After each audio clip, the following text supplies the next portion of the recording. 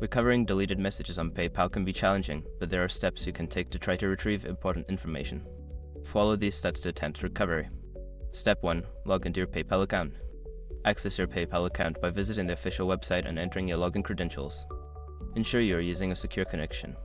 Step 2. Check your email. Look through your email associated with your PayPal account. PayPal often sends notifications and messages to your email, which may contain the information you need. Step 3. Review the activity log. Navigate to the activity section of your PayPal account. This log shows all transactions and communications, which may help you find relevant details about deleted messages. Step 4. Contact PayPal support. If you cannot find the messages through your account or email, reach out to PayPal customer support. They may be able to assist you in recovering lost information or provide alternatives. Step 5. Keep records for future reference. To avoid losing important messages in the future, consider keeping records of significant communications. You can take screenshots or save emails related to your transactions. By following these steps, you may be able to recover important messages or at least find alternative ways to access the information you need.